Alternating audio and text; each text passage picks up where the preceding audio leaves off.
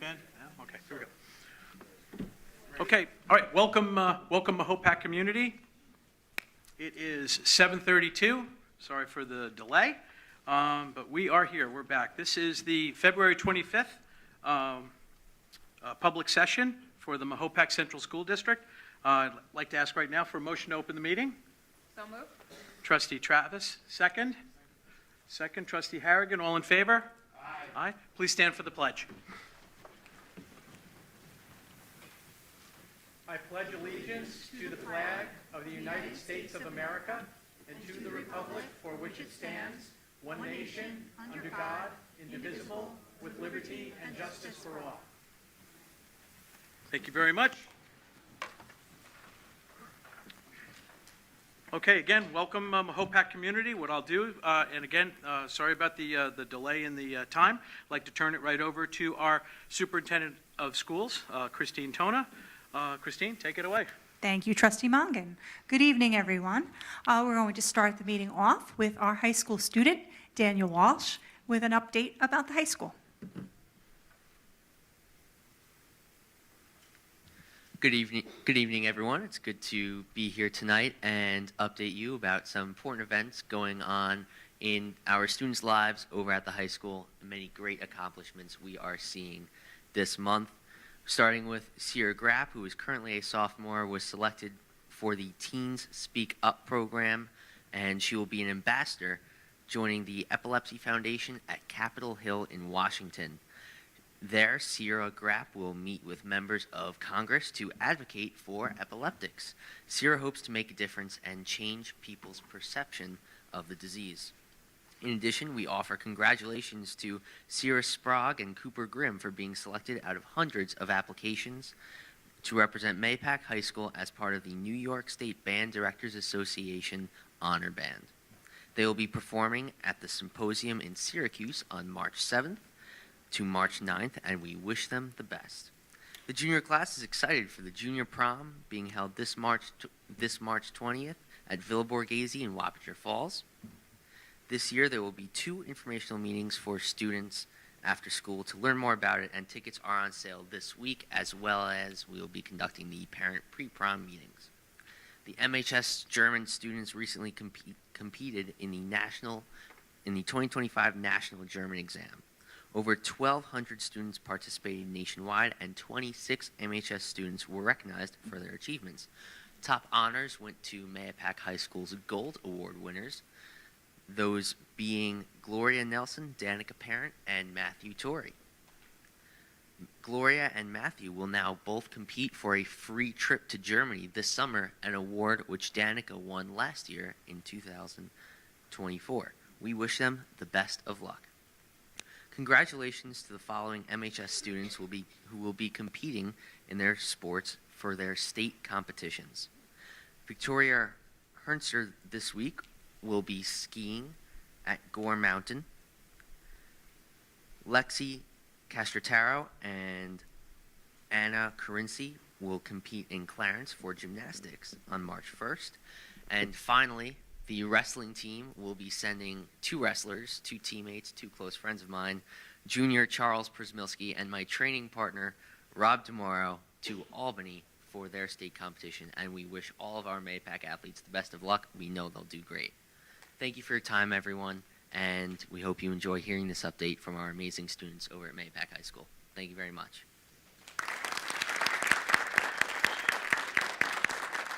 Thank you very much, Dan. And at this time, we're going to pull up budget presentation number 2 on the screen.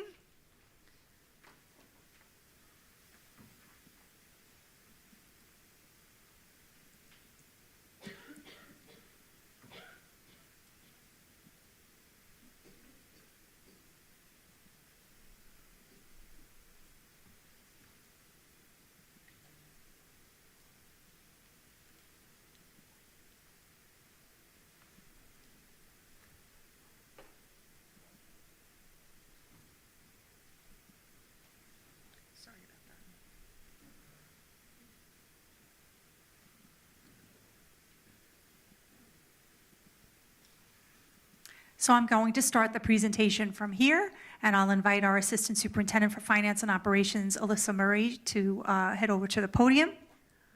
So we are on our second budget presentation. Tonight we're going to focus on estimated state aid revenue projections.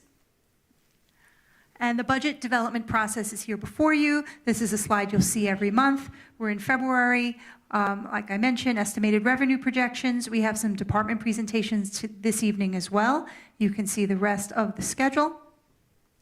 And our budget priorities are here. My recommendations include maintaining all academic programs and extracurricular activities, expanding opportunities for our high school curriculum pathways, continuing the district's bus replacement schedule, ensuring components of the strategic plan are funded to enhance the overall student experience. Complete the transition to new mascot is not this year's budget priority because we completed that, and balancing the needs of the educational program with fiscal needs of the community. So here you can see our enrollment history over the past 10 years.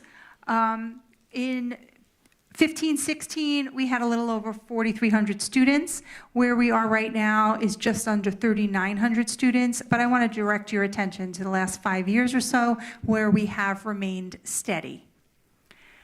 Looking at our projected enrollment for 25-26, what we did was we moved each grade up a grade. We graduated our seniors, and we replicated the current kindergarten because we are still in the process of enrolling kindergartners for next year, so we're not sure of that total number yet. So we're projecting a slight decrease of approximately 10 students, but again, depending on those kindergarten numbers, we could certainly have more students next year.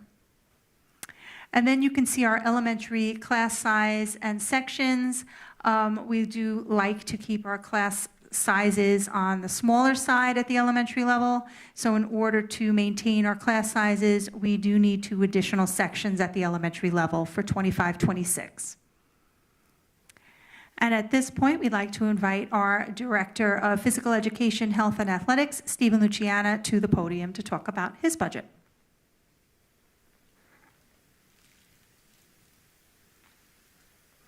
Good evening, everyone. Thank you for having me tonight. So our 2025-26 budget, over the last few years, we have done a really good job of adding programs for our athletes or for our students throughout the district. Offhand, in the last couple of years, we've added flag football, we've added boys swim, we added modified track, we've added unified bowling last year.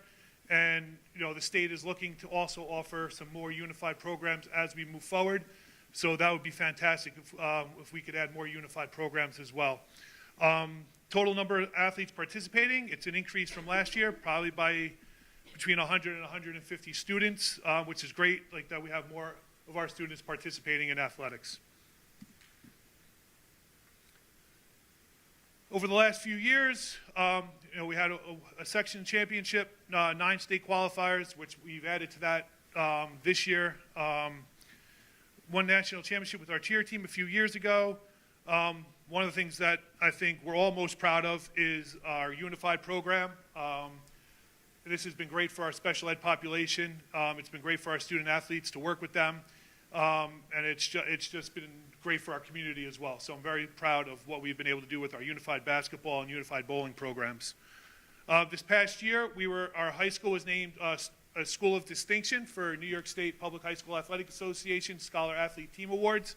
That means all of our varsity teams we were 100% in earning Scholar Athlete Team Award.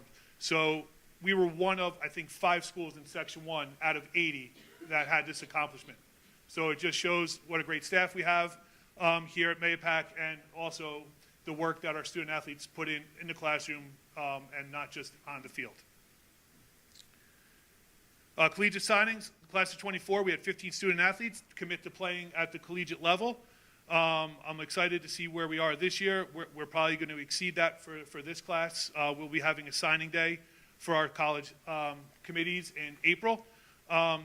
So not only are we doing well, we're preparing our athletes to play at the college level. So that's nice to see. So our budget for next year, you can see the comparison between the current school year and next year. We tried to keep it the same as close as possible. Salaries will go up due to the CTA contract or the MTA contract. Supervision has gone up due to increased teams. We have more events, so we got to cover more events. And in today's day and age, we want to keep our athletes, coaches, fans safe. So we do on certain games add more supervision. Equipment, the big thing I'm looking for is a storage container for our high jump and pole vault mats. It's a big cost for those. So to keep them safe, we need to have that storage. We have an investment in them, and if we don't store them, unfortunately, mice and stuff will get into them. So we need to keep those protected. This will save us money in the long run by purchasing these storage units. Materials and supplies, I try to keep even. Like, we do have big ticket numbers. Football and lacrosse helmets, they go up every year, and it's with the number of athletes we have playing football and lacrosse, that is a big chunk of my supply budget. And balls for all our sports. New York State has a contract with Spalding that we have to follow, and there's been a 5% increase in the cost of all, like basketballs, volleyballs, baseballs, so that has gone up a decent amount. The dues and fees, each year we got to plan for an increase. We use Brewster Ice Arena, which our hockey team is currently playing right now in a playoff game. I think we're tied 1-1, so hopefully we'll pull that out. But there's always a slight increase for renting those facilities. We also, our gymnastics uses Eclipse here in Mayapack, so we have to provide for a little bit more for maybe an increase in using those facilities. And the BOCE service, BOCE's just had a new contract with the officials, so the official fees have gone up for what we pay per game, so that's where you see the increase there. But overall, it's the same as we did last year, which I think is a good thing, trying to keep everything as close to zero as possible. So that's all I got. And our girls basketball team has a playoff game on Thursday at 6 o'clock here at our high school. And if they win, they go to the county center. So if you're around, please come out and support our girls. And good luck to our hockey team tonight. And all of our athletes that are at the state competitions this week. It's just, it's awesome when not a lot of athletes qualify for a state tournament. So the fact that we have, I think, 7 or 8 of our students going to a state tournament this week is a big deal. So good luck to all of them. Thank you. Thank you, Steve. Yes, I echo that. I have it in my update as well. They're going to hear it multiple times between Dan and you and me tonight. Thank you. And now we'd like to invite Tim Walsh, our Director of Facilities, up. Good evening. Before we get to the overall budget, we'll do a quick capital project update. As you can see here, we list the projects that are completed, and as you can tell, most of the projects for the capital construction, as well as the energy performance contract and the Smart Bond project, are all in a completed phase. The major construction has been completed for all this work. We're still in project closeout. We're getting as-built drawings and final documentation, but all the significant construction phases have been concluded. Current projects that are still in progress as it relates to capital, we have the PFOA project, which is water filtration. That is taking place in the Falls Building, the Pump House, Austin Road, and Fulmer Road. The major construction there is relatively completed. All the filters are in, all the piping is completed. They're actually filling the filters with the filter medium. Next phase of that project will be turning them on and getting them operating, and that'll be in conjunction with the New York State Department of Health. And then we also have in design now the Lakeview Elementary School roof replacement. It's being submitted to SED this month in February. We anticipate it going out to bid in the fall after it gets approved by the state, and then construction in summer of 2026. And we anticipate this to complete the capital phase, but we'll see how these numbers work once we get them back from contractors. As we go over into our operating budget, we'll look at some projects that were completed with the monies requested in 24-25. And you'll see as we have requests for 25-26, some commonalities in there. We have some paving that took place in Austin Road, high school classroom renovation. That includes asbestos abatement of flooring, new ceilings, new lights, new painting. High school gym flooring replacement. That was followed up by painting in the previous year, new floor this year, Fulmer Road locker replacements. We also have some wood flooring refinishing done in Lakeview Elementary School, painting of the first floor hallway in the middle school. Then you see some photographs on the right. These were completed by our in-house staff. Field house roof, also the painting of the field house. We also did the same with the concession stand on the other side of the field. And then in the high school, we did some courtyard refinishing. And both of those were done by maintenance personnel. As we look at 25-26 proposed projects, these are being requested for the next fiscal year. They were completed, or not completed, they were requested in conjunction with building administration. If you'll notice, you see asterisks next to several line items here. These are items that were also identified in the building condition survey by our district architects. So every 5 years, we have to do a building condition survey of all district facilities with architects and engineers. They provide us a list of work that needs to be completed or recommended to be completed. So anything with an asterisk was identified in that. To renovate a chemical storage room.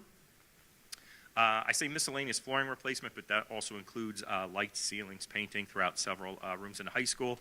And then metal pan ceiling replacement. Up on the second floor, we still have the original metal pans, and we're looking to replace those with new ceilings, new lights in that area. And that would be the balance of the metal ceilings within the building. Middle school, we're looking to continue some exterior door replacements. Exterior door was just replaced in the cafeteria over the winter break. We want to paint the second floor brick in the building. We did the first last year. Some reflooring in the orchestra room and installing some backboard motors for the gymnasium backboards. Austin Road Elementary, new lockers on the second floor. They are original to the building, so we're looking to upgrade those. New asphalt in the south lot. We did the north lot last year. We'll do the south lot this year, hopefully. And then Fulmer Road Elementary, continue replacement of hallway lockers, abatement and reflooring of 4 classrooms, as well as door replacements. There's 4 doors identified on the first floor, single exits onto grade, so we're looking to have those replaced. And then Lakeview Elementary, casework in 5 classrooms. We've done, I believe, 8 or 9 classrooms over the past 2 fiscal years, and this would be the balance of that casework replacement. And then again, some abatement and reflooring of 4 classrooms within that building as well. As you look at the facilities budget year over year, we'll explain a few of these, and particularly the increases. We have some regular cost of living increases year over year, utilities in the BOCES line item, year over year increases that are typically expected. And we do have 2 relatively significant increases, materials and supplies. That is, again, a cost of living increase, as well as additional materials and supplies that facilities needs to complete some of these projects that are identified. We purchased the ceiling tiles, we purchased the lights in order to do all those ceiling replacements. So some of this is included in that increase. And then contractual repairs and maintenance, there's also a significant increase, which we'll explain here on this slide. This slide is going to explain what the contractual repairs and maintenance line item is. It's a conglomerate of a bunch of different sub-budget line items. And what's included in this line item is a wastewater treatment plant. We have our own treatment plant here on this campus, which takes the wastewater from all the surrounding buildings. That's about $250,000 annually to operate. We do have a contract with Nikonco with their handheld radios. That is about $210,000 annually. Then in my budget, we have operating costs, things that are identified just to keep the building operating, or the facilities operating. Extermination services, fire alarm inspections, playground inspections, boiler service, elevator inspections, these things that typically happen annually year over year, about $670,000. The previous slide's building requested work. Not included on those previous slides was the Falls building, but if you add those dollar values plus, and really the Falls building is more asbestos abatement flooring, we have building requested work of about $1.15 million. Then there's some maintenance projects of items that we need to take place, some installation of exterior AEDs throughout the districts, or throughout the buildings, as well as like parking lot striping, things of that nature. All those together, that's how we identify that $2.3 million under the contractual repair and maintenance line item. There is a year-over-year increase, but hopefully this explains a little bit how we get to that bottom number. Final slide, I do have some requests for additional personnel within the 25-26 school year. Senior custodian in the Mahopac Falls Elementary School. Currently, we do not have a day custodian within that building. There is a little bit more activity in that building, and we require someone to be present. Groundskeepers, I am requesting 2 groundskeepers for the district, Tuesday through Saturday shift preferably. Continued growth of athletics, landscaping throughout the district. We currently have 4 groundskeepers, 1 supervisor, and 3 groundskeepers that maintain all districts and all athletic facilities. And then a maintenance mechanic supervisor.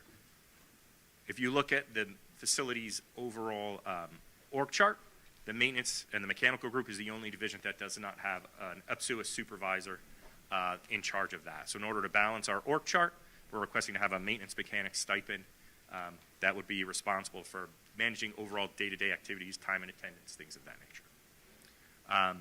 So that's all that I have, unless there's any questions.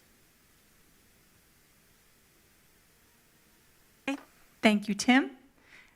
And now we'll invite Ben August, our Director of Technology, to discuss the technology budget. Good evening.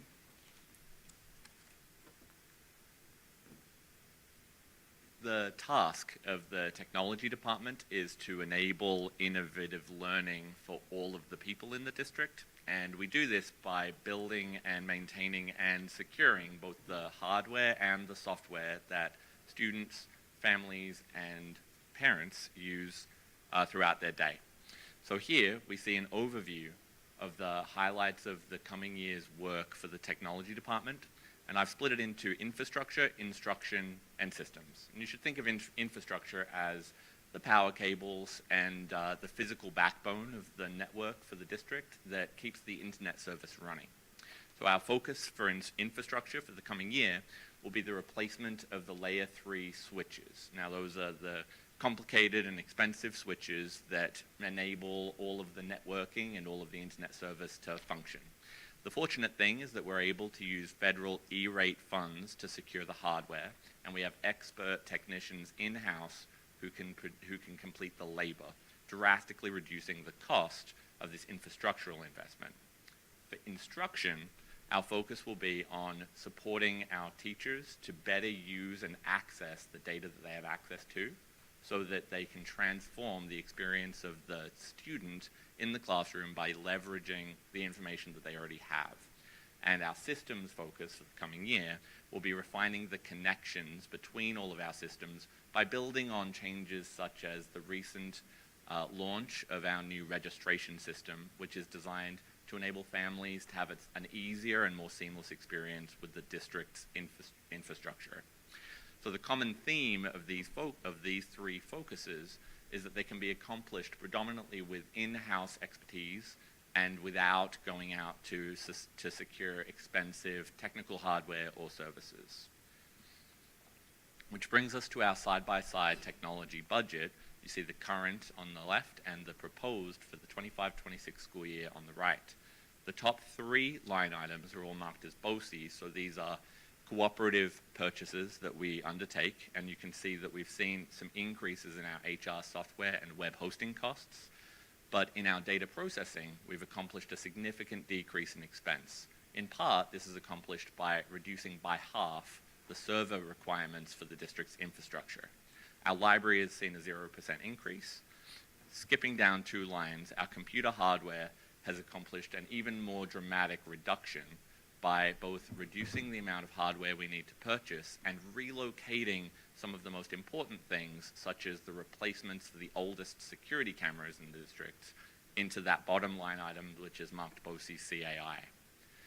Contractual sees an almost $80,000 decrease through the reallocation of the way that we've managed services, and you can see that in materials and supplies, we've seen an increase of almost $30,000. This is because we've been working with each of our schools to centralize the purchasing of technology supplies so that it's simpler for our schools and those supplies can be entered into our asset inventory, meaning that that increase can be accounted for partially by decreases elsewhere in the budget.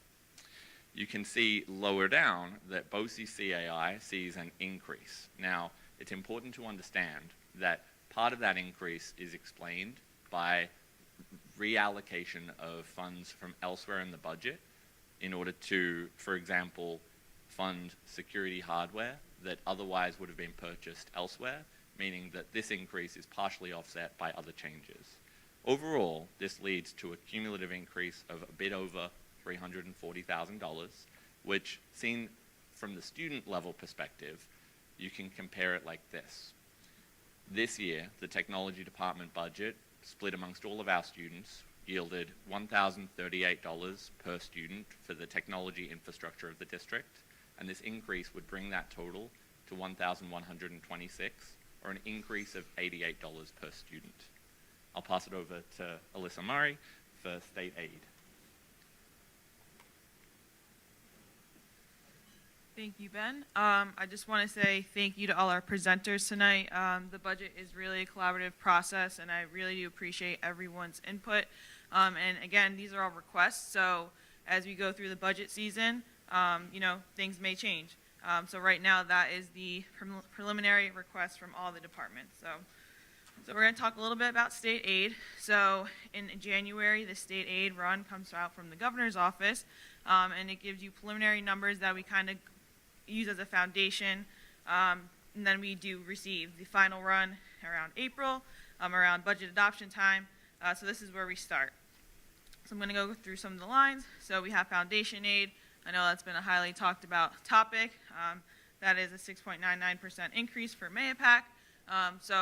There's a lot of talk about the formula changing. For the sake of this of 25-26, not a lot of formula changes, but there could be in the future. So right now, this is kind of where we're at.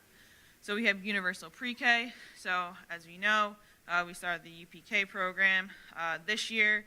And as you can see, that there's an increase here from current year to next year. That's because the number in 25-26 is the actual number of seats that we can hold here at MAEPAC. It's 202 seats.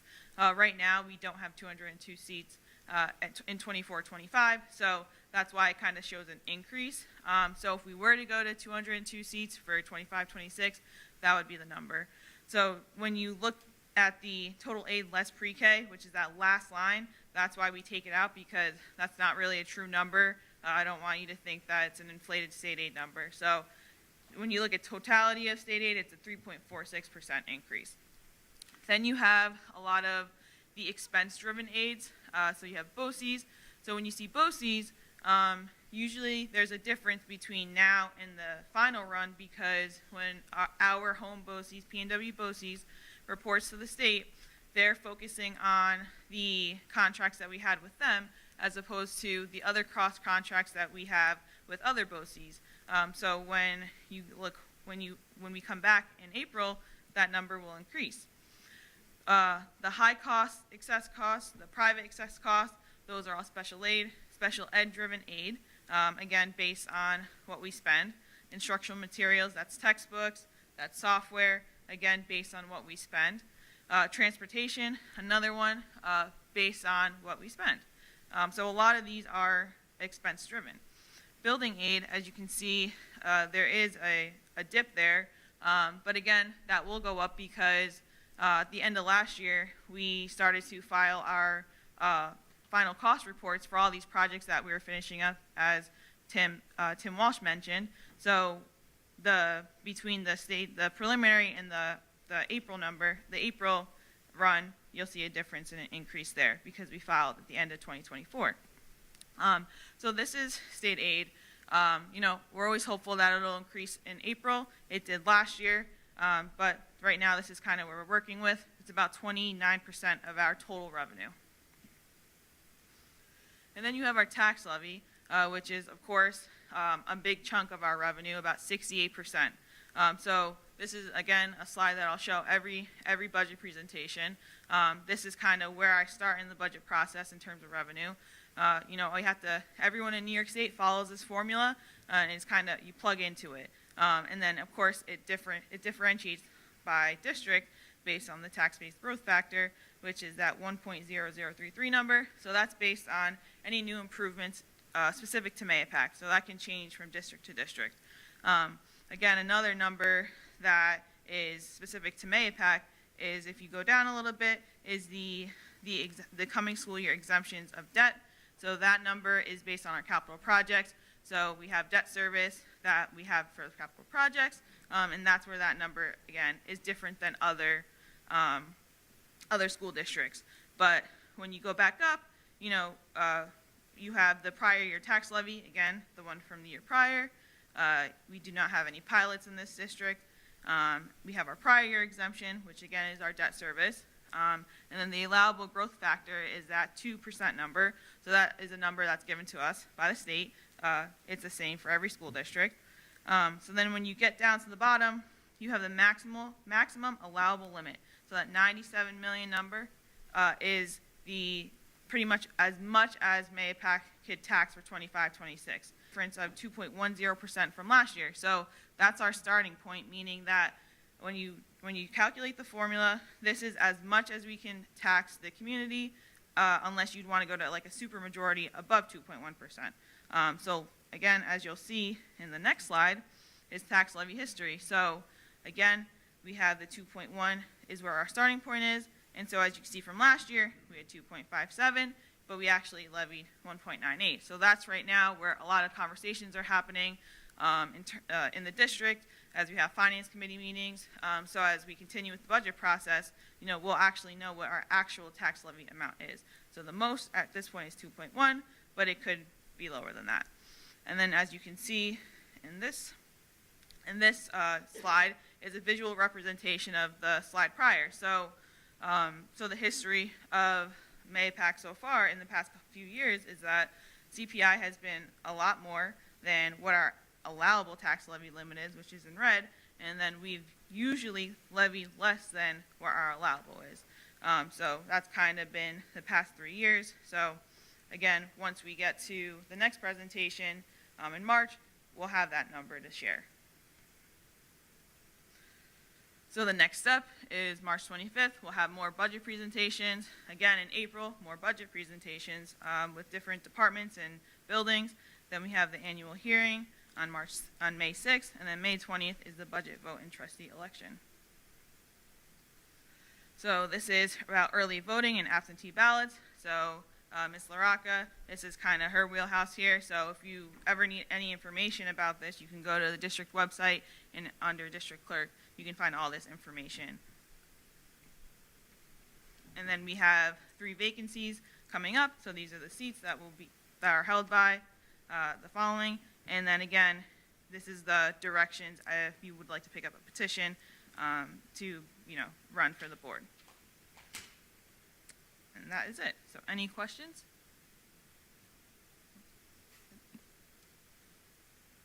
Okay.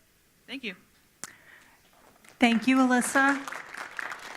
Alyssa, thank you so much for all of your work on the budget. And again, just as Alyssa said, thank you to Steve and Tim and to Ben for presenting tonight.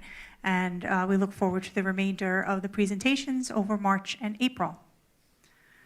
And now I'm very happy to introduce, we have our 2 elementary library media specialists here with us this evening, Rosemarie Spikas and Maria Bowen.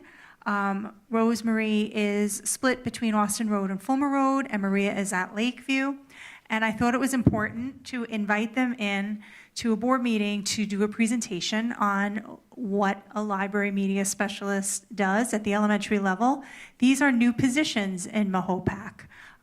Prior to my arrival, we had our library aides serving the libraries at the elementary level in a very wonderful way, and we still have them supporting our library media specialists, but we wanted to make sure that the board and the community are aware of what we're doing with our library media programs at the elementary level. So ladies, take it away. Thank you. Thank you so much for having us. Again, my name is Rosemarie Spikas. I'm Maria Bohan at Lakeview. So tonight we're here to talk to you a little bit about our program. This is just a graphic that shows at a glance what we accomplish with our elementary library media program. To the microphone, yeah. I don't think it's on, to be honest with you. It's on. Is it I on? hear it. Okay, sorry. Okay, sorry. Okay, that's better. Hi, I'm Maria Bohan. So these are some of the things that we currently accomplish with our elementary library media program. As school librarians, we wear a lot of hats, and we enjoy all of them. So most of our day, it does consist of seeing students. We see an average of 150 students a day from K to 5. We are teaching lessons throughout our day that align with a variety of state and national standards, and advising students on books, for the perfect books for them according to their interests and reading levels. We are checking out books to students in all grades, whether it's during their scheduled library time or outside of their time. Because of the help that we do have of our library aides, we are able to assist them throughout the day. This helps, having this time helps them to have the time that we need to check out books, and it helps us to maintain their reading motivation.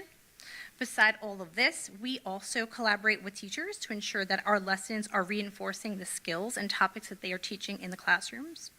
We also work hard to curate our collections to meet the interest of our students, their reading levels, and of course linguistic and cultural diversity, as well as the curricular needs.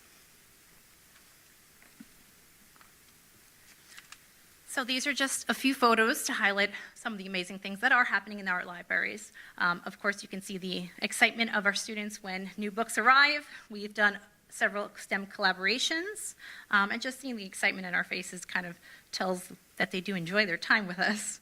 So that's great. In December, we had our first of many to come reading challenges, and across the board within our 3 elementary schools, we had over 600 students participate, and they were all excited to share the books they read over the break, and it helped to prevent that slide during that 2-week December break. A few more photos just to show some of the fun things that are happening. We have included book tastings to our program. We have book displays regularly updated. We have recently genreified our libraries, making it a little easier for students to find books that they enjoy. Teaching students how to use research databases is also a really crucial part of our library curriculum. So in our library classes, students are learning searching strategies so that they can find the exact information that they need for their personal needs and, of course, their academic needs. In our world that is inundated with information, and information of multiple sources and quality levels. And we are also teaching students how to evaluate sources so that they are finding the most trustworthy sources of information. We currently have 5 research databases available, and you'll see them listed on the slide. We recently worked with the technology team to add our newest research database, PebbleGo, for even our youngest students and researchers. We also rolled out our new ebook platform, Sora, so that we could give students and teachers 24/7 access to even more materials at school, home, and on the go. It's been super successful, especially during school breaks when students are away from the library. So, of course, it's only February, but we are already thinking about what we want to accomplish for next year. We, of course, want to create lessons for students and staff based on the governor's newly released media literacy toolkit. We would love to partner more with our families for reading initiatives. We want to collaborate across all 3 elementary schools to create a cohesive full-year program. And, of course, update our fiction and nonfiction collections to reflect the student diversity and provide relevant and accurate information. The benefits of strengthening our school library program and school library collections are numerous, and they're supported by decades of research. So as you'll see on the slides, access to quality resources is crucial to a school library's success. And studies nationwide across decades show that students with access to well-resourced school libraries with certified school librarians consistently perform better academically and score higher on their standardized assessments. And having a range of high-interest texts in our libraries at multiple reading levels can help spark students' intrinsic reading motivation. So that's their motivation to read that comes from inside of them, not being motivated from an outside source, but their desire to pick up a book because they're interested in it. And linguistic and cultural diversity in our library materials is extremely important to motivating students to read, because having personal connections to a text will motivate them to pick up that book and keep reading.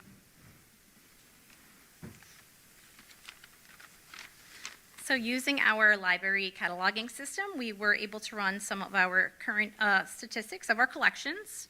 An important piece of this information that's displayed in front of us is that our average age of our collections are 2003, 2004, and 2006. That means the average age of a book in our libraries is over 20 years old. That translates to outdated information and inaccurate nonfiction books that unfortunately teachers and students cannot use. Sorry. My apologies. Yes, sorry. We want to be able to capture students' interest, as well as we want interest is a huge factor in reading motivation. So when our material is unappealing, we do unfortunately lose the engagement of our readers. So this is some information on part of our budget sources. Currently, the state gives us $6.25 per student for purchasing library materials. This amount has not changed since 2011, and as we all know, the price of everything has increased since then. So that's why we are very grateful to the district for their continued support in giving us additional funds to purchase high-quality materials for our students and teachers.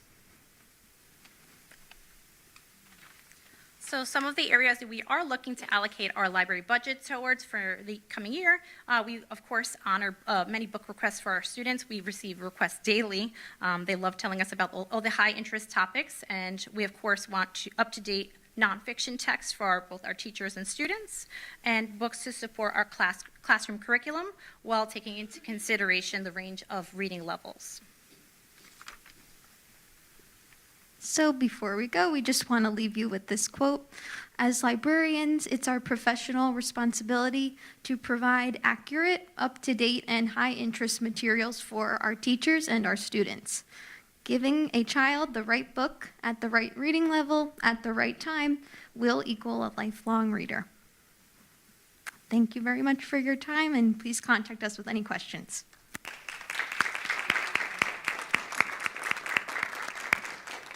Thank you both for joining us this evening with that informative presentation. And thank you to our elementary principals, Mrs. Blessing, Mr. Gilligan, and Mr. Chadwick for joining us this evening as well and supporting the library programs at their schools. Any questions from the board? Oh, this is excellent. Thank you. Okay, so we're going to move on. So we have, Melody, do you have anybody that signed up for comments on agenda items? Not on agenda items, no. Okay. Do we have anyone that wants to jump up and comment on any agenda item that we have right now?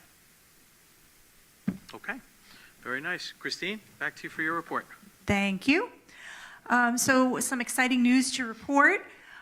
We have quite a few teachers in our district who've been previously selected by New York State as master teachers, and we have 2 additional teachers to add to that list this year, and that's Trish Eustace and Dennis Quackenbush.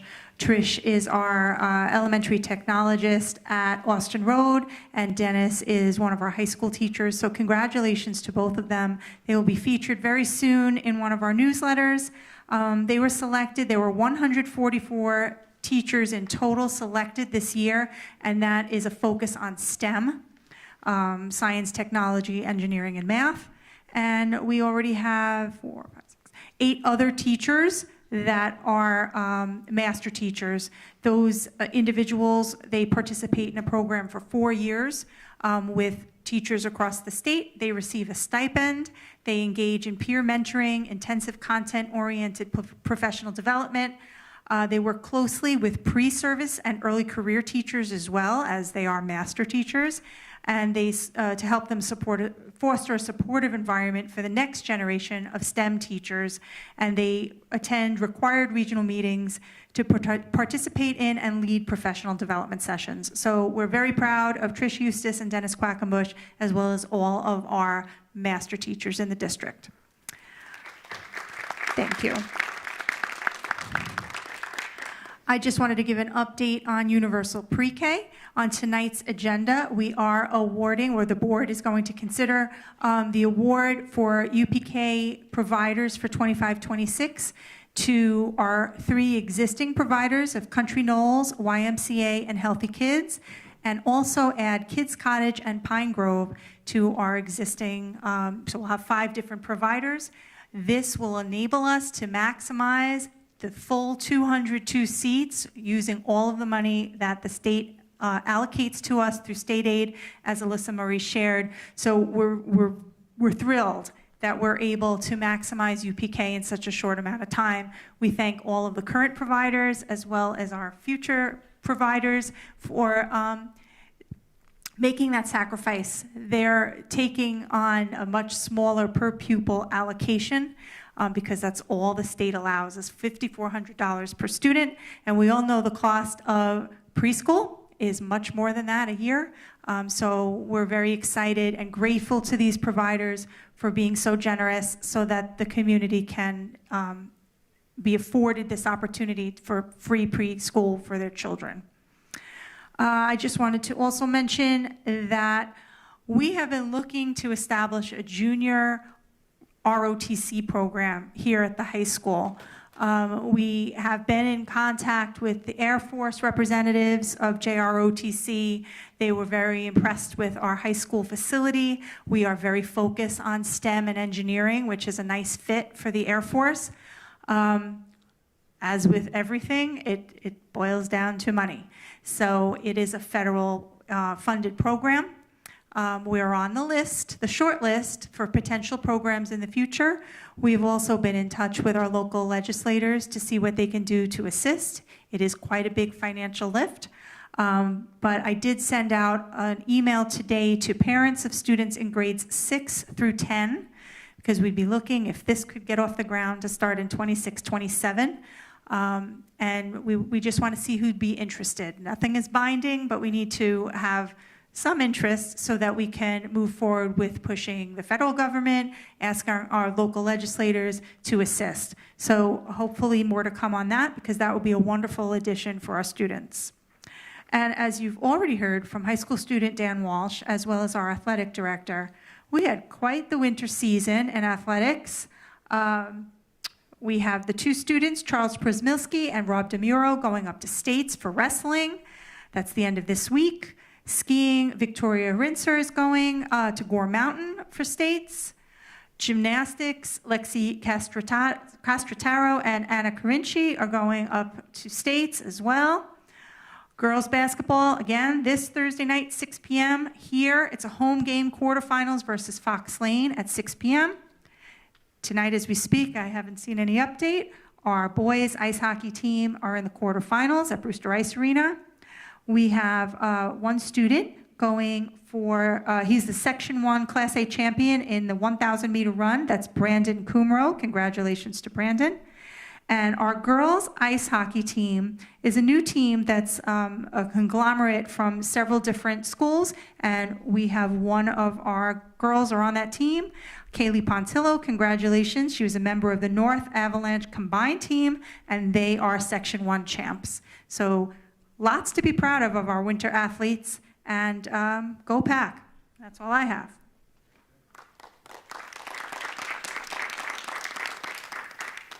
Okay. Thank you very much, Superintendent Tona.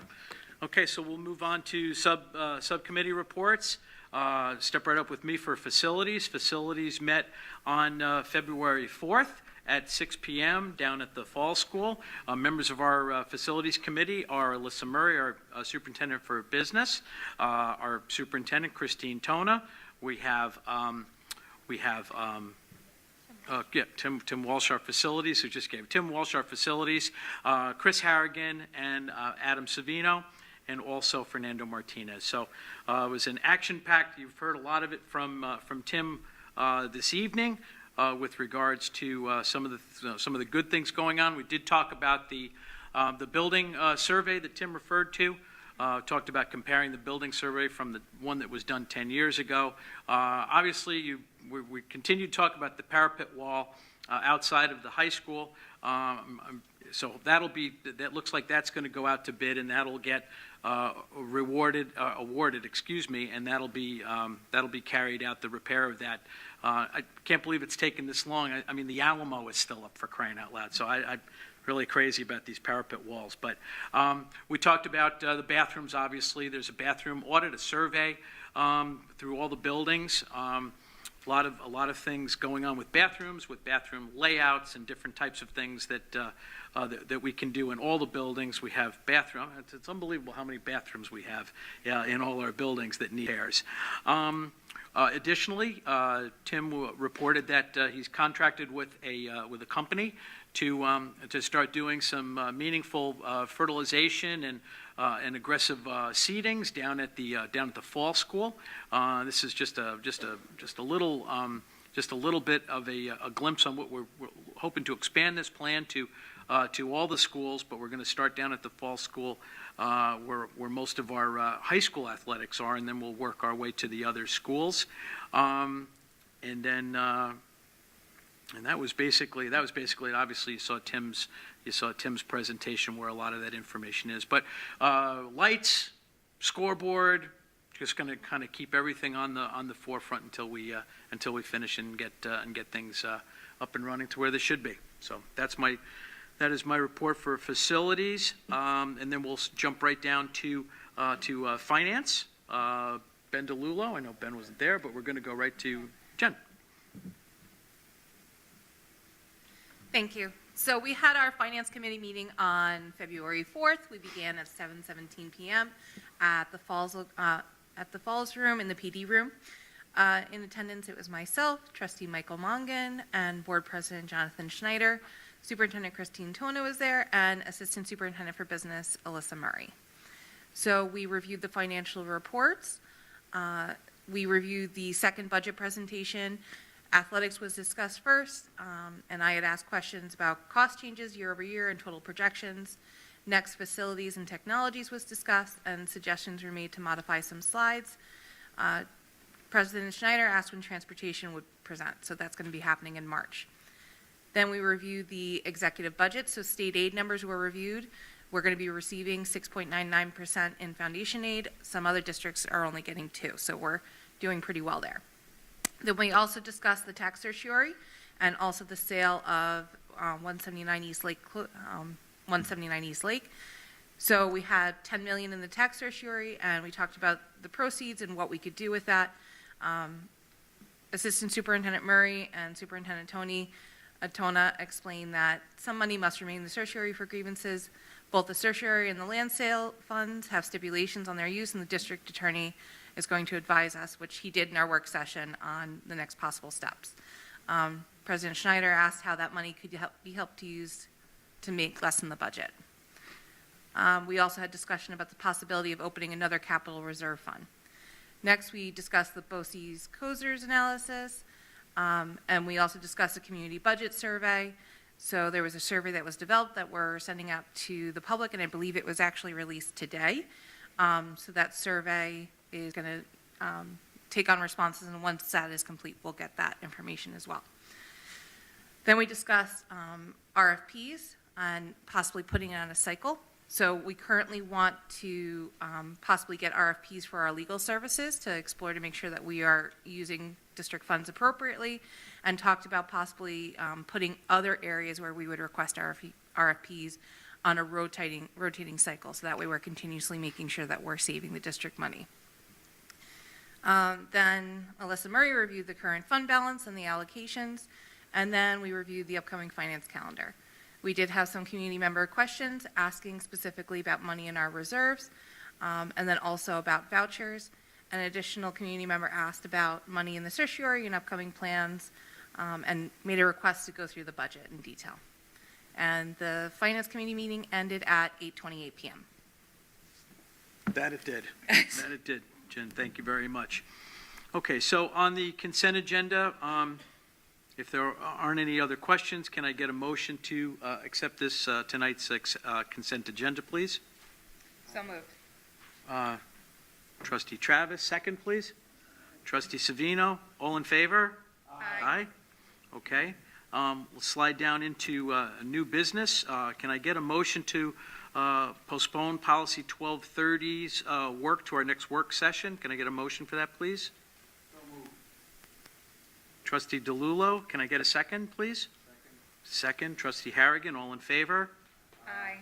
And again, under the new business, motion to postpone the MOA for restorative practice for more discussion to March 25th, 2025. Can I get a motion, please? So moved. Thank you, Chris. Second? Trustee Savino, all in favor? What? You guys, oh boy, I'll tell you, you guys are a tough crowd tonight. Okay, so that will do it for that. So now we're going to go into our public comment portion on If I could just jump in real quick. Yeah, I'm sorry, sure. Go ahead. Congratulate Matthew Burrows, our new district treasurer. Oh, good call, good call. Okay, thank you, There's- Matt. Matt, Welcome to the family. Matt, stand up. Stand up, do a turn. Very good, thank you for that. There you go, Matt. Okay, so with that, so we'll have, we've got, open it up to public, we have our public comment segment. And Melody, we have people signed up tonight? Marie Franco. Of course. Thank you, Marie. Come on up. Huh?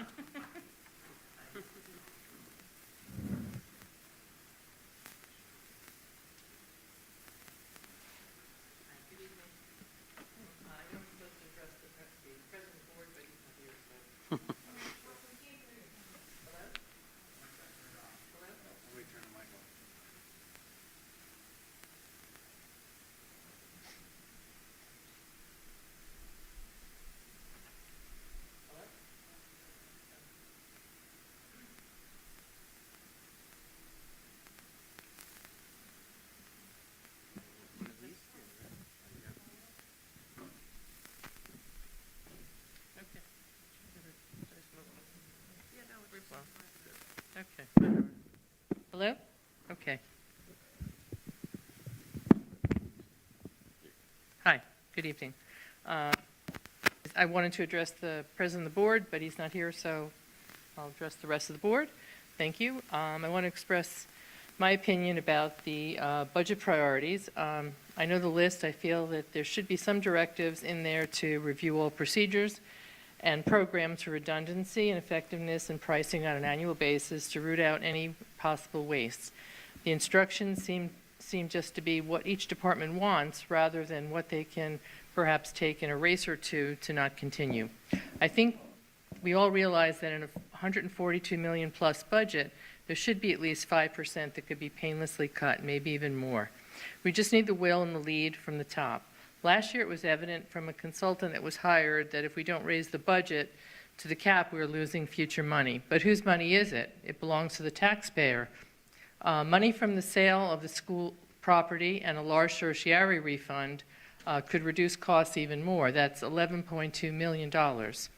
Regarding enrollment history, in the 24-25 budget, the elementary class was proposed to be 77, but now I see it's actually 78. Projected 25-26 is 80. This is 5 more than the 23-24 budget that was 75 students. Why is this? We have lower enrollments, and we keep getting smaller classes and more classes. Looking ahead to next year, when the high school drops off, we're going to lose 50 students in grade 12, the year after 39 for grade 11, 43 for grade 10, and 43 for grade 9. When these grades move forward, there's no students to replace them. What are we going to do to reduce spending then?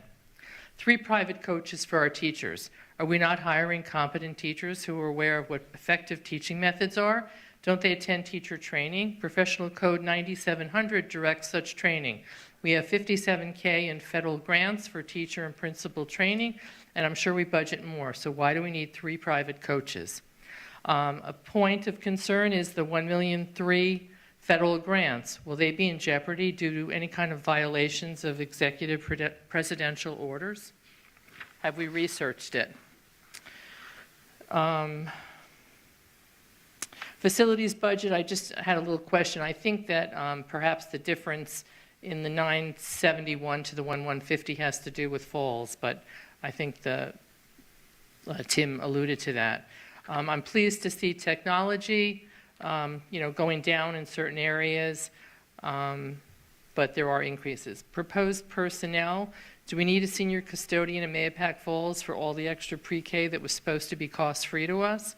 Groundskeepers cite growth of athletic events, but based on athletic department numbers, participation increased only 1.8% in the high school and 5.5% in the middle school. So is this justified? Maintenance mechanic supervisor, I just see another layer of admin. Do we really need this? And lastly, I just want to encourage the community members to vote on this budget and new board members. If you know you can't make it, please avail yourself of absentee or early voting. Don't forget our military who are not here. Encourage them to vote too.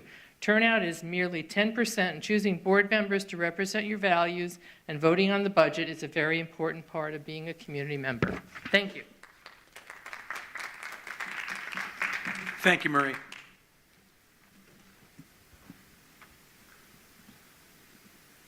Anybody?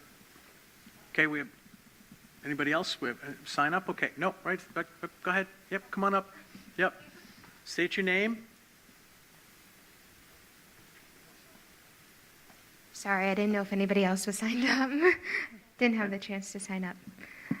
Good evening, everyone. My name is Alicia Briley. I am a family member of a student here at Mahopac Central School District, as well as an educator, an ABA therapist, a music therapist, historian, and author. I just wanted to make you all aware of an issue.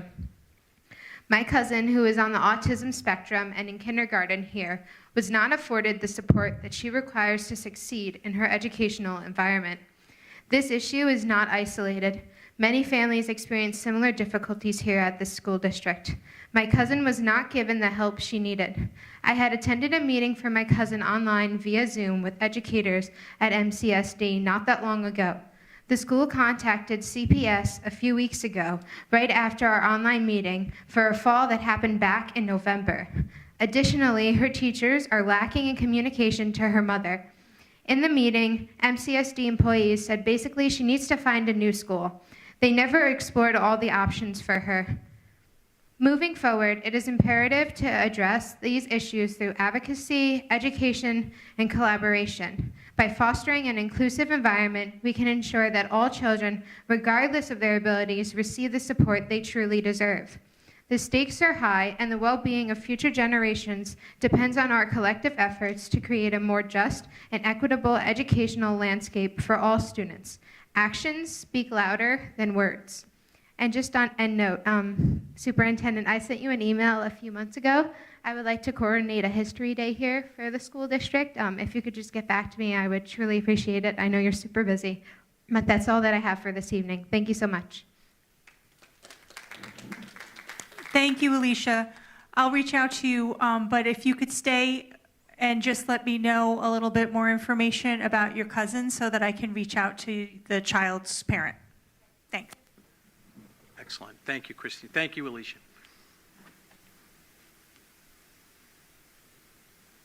Yep. Coming up, please just state your name.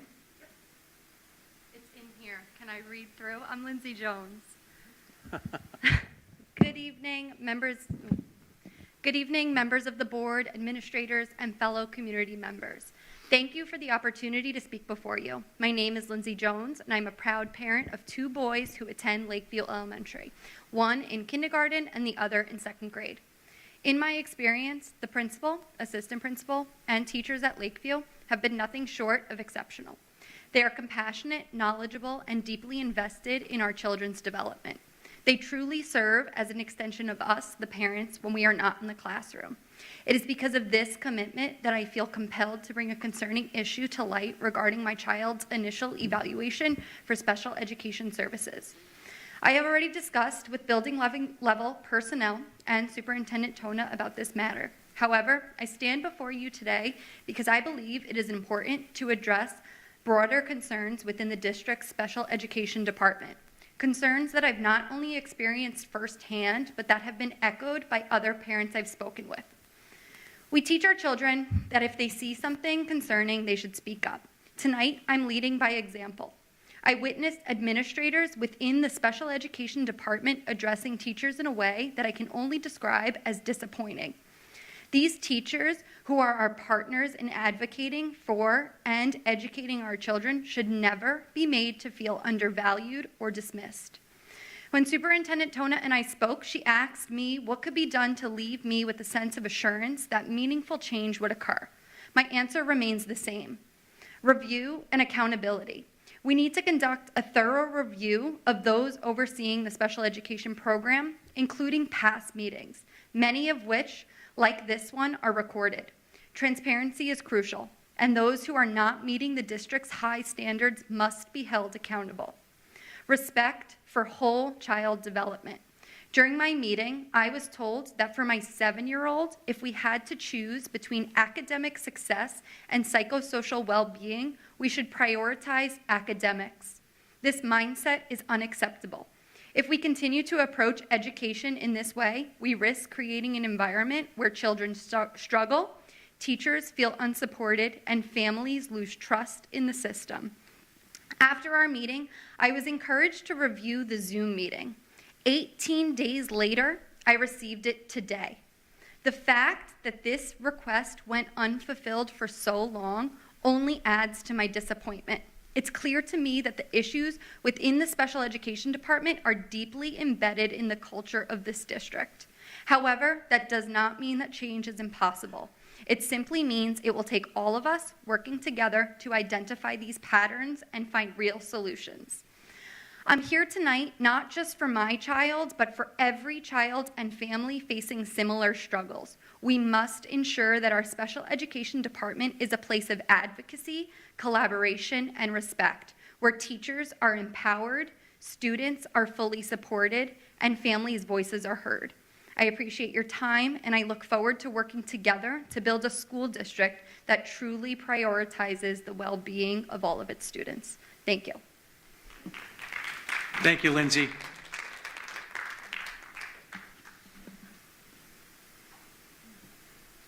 Okay, is there any, go ahead, come on up.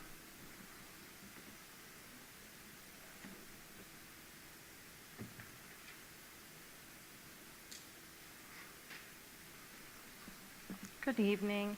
Nicole Iacono. I just wanted to get some clarification on, I wish the library media specialist stayed, on how the books get put into each individual school. I know that Rosemary is shared between Austin and Fulmer, but Austin Road and Fulmer Road have different books in their libraries, which is interesting if they're sharing the same media specialist. How is the district determining what the community wants and needs if we're listening to a governor recommendation? I was told recently that we are going off of just the ALA, which is the American Library Association recommendations. And I also was told that we are not reading them before putting them into our schools, which is concerning. There was a book that came across in an elementary school, and the title is called And Tango Makes Three. Highly inappropriate for a school to have in their library, let alone for a school to have in a library for elementary school children, age 5. A student who was 5 years old in kindergarten brought this book home. It's topics that families should be able to have with their children when they feel it's necessary and appropriate, not in a realm where teachers are not equipped to answer questions after students read this book. There's always follow-up questions, especially if it's new material that students don't know about and they're just learning by reading certain material. So I feel like as a district, there should definitely be a committee or something for parents to get together to go through all the books. I mean, I'll do it myself. I will go to each individual elementary school and go through every book and categorize them appropriately so that the parents can know what's in there. And we should also be told or given a list of each book that is being bought each school year as well. And I hope that we would listen more to the community versus our governor in today's day and age. And that's it. Thank you. Mrs. Iacono, I just encourage you to speak to the principal. Okay, and then maybe have an appointment. I did. I had the formal meeting with the principal, And the library 3 media staff, 3 teachers, the library media specialist, one which was here, and myself, and the consensus was that they were going to keep the book in the school. When I asked how the votes went to come to that conclusion, I was just told they just had a debriefing and that was a consensus. So not enough information for me. Either after this meeting, could you just come up and just give me more information, or you could send me an email, whichever is easier for you. I appreciate that. Thank you. All right, thanks. Thank you, Nicole. Anyone else? Come on, Lucy.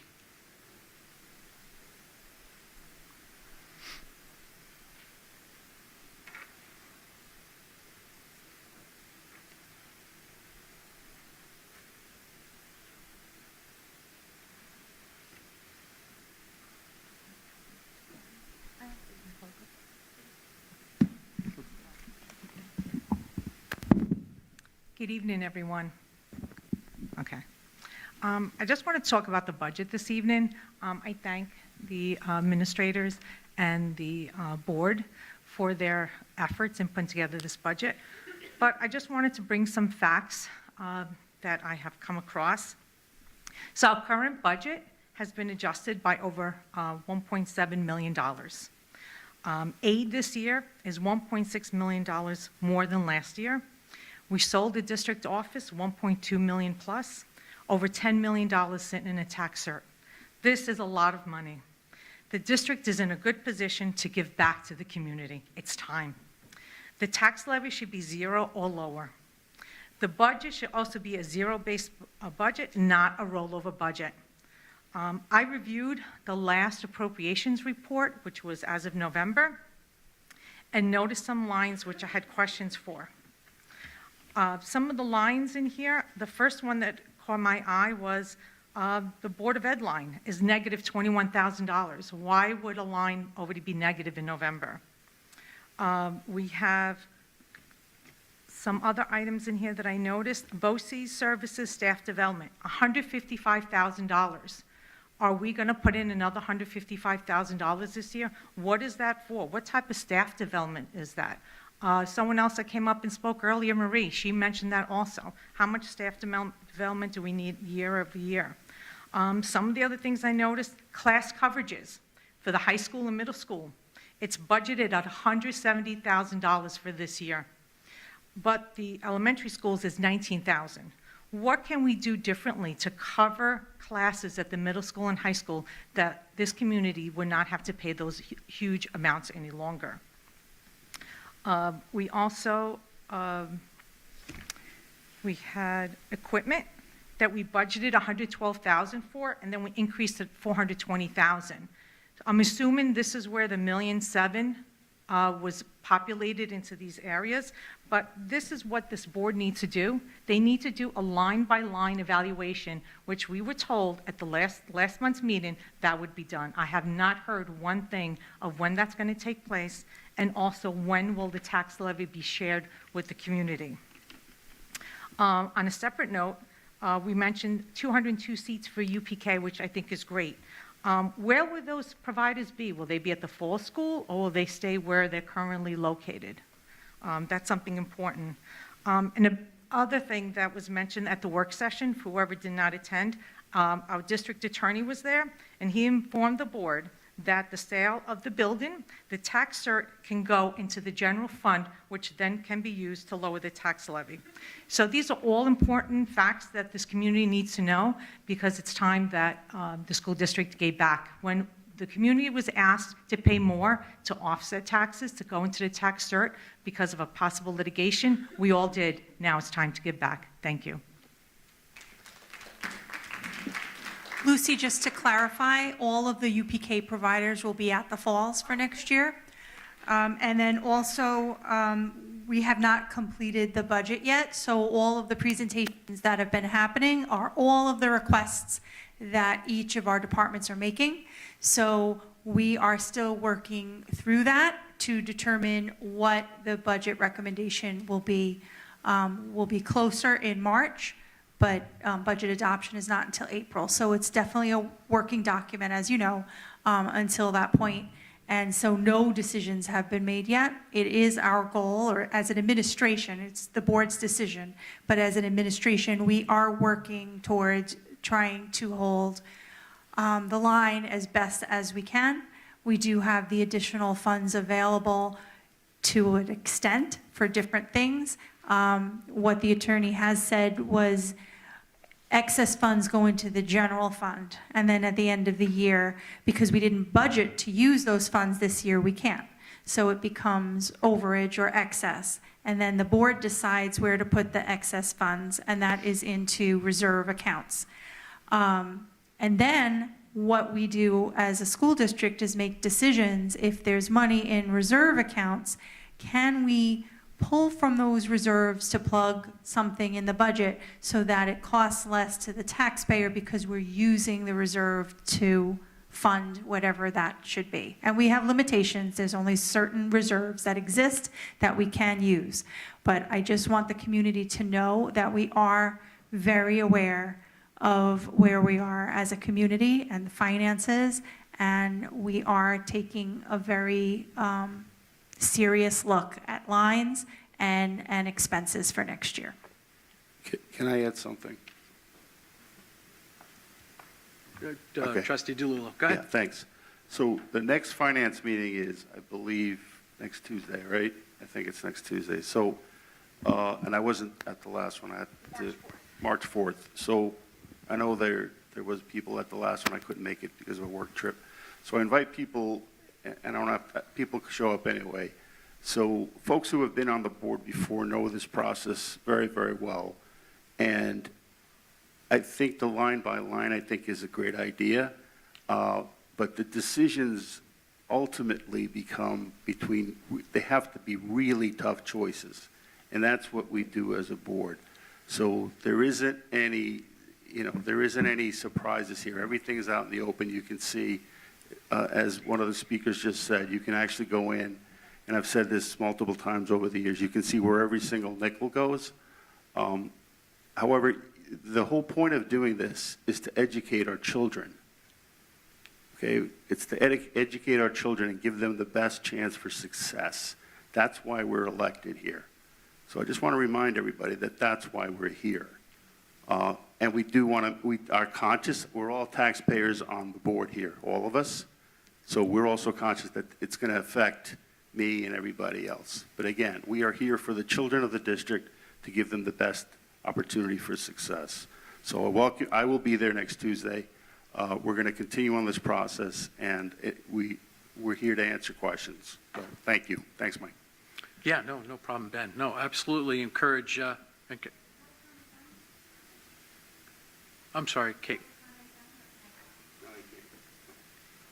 Kate, come on, run up. No, we didn't, no, come on, Kate.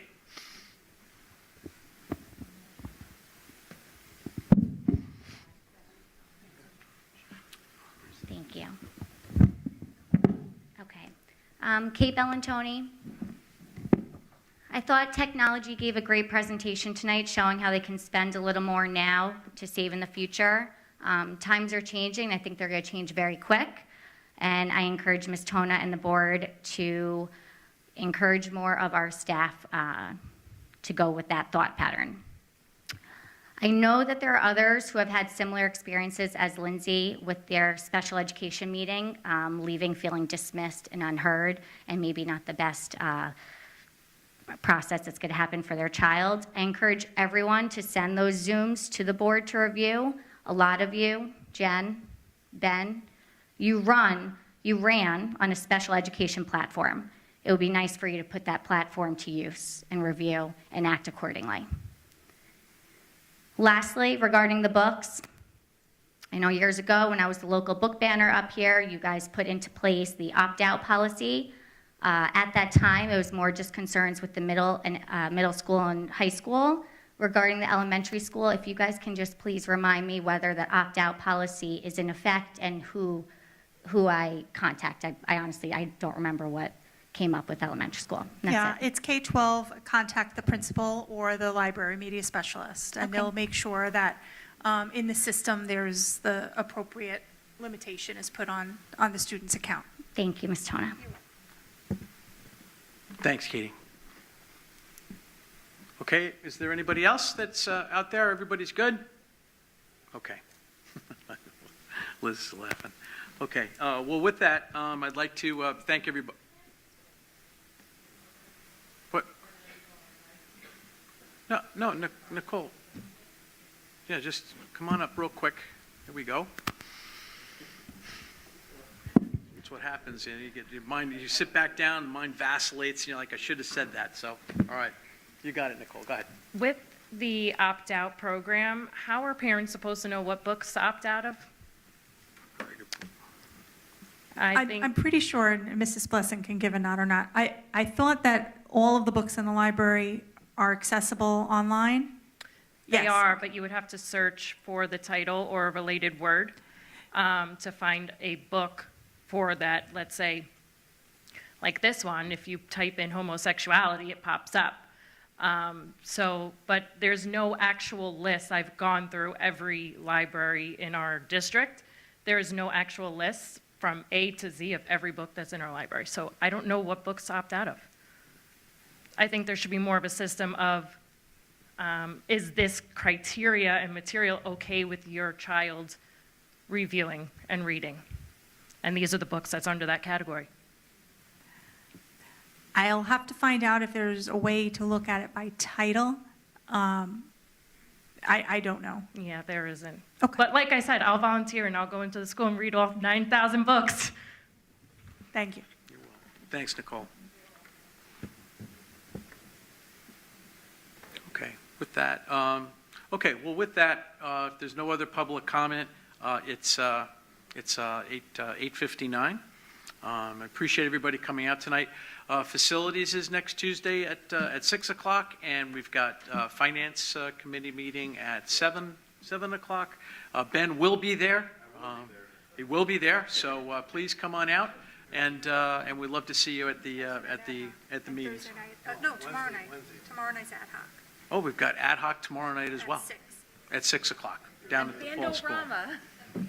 Yeah, we got a lot of stuff going on. Sorry, we have Bandorama on Bandorama. Wednesday, so any student who is in band is going to be performing third grade, I think they started, or fourth grade? Fourth grade to 12th, they're all going to perform together. So it's such an incredible 5th. experience. All the kids do it together. Bandorama. That's on March 5th. March 5th. March 5th, okay. Okay, with that, can I get a motion to close, please? So moves Ben DeLulo. Can I get a second? Second, Chris Harrigan, all in favor? Aye. Thank you very much. Mahopac Public, get home safe, and we'll see you next month. Yeah, Thursday. There you go.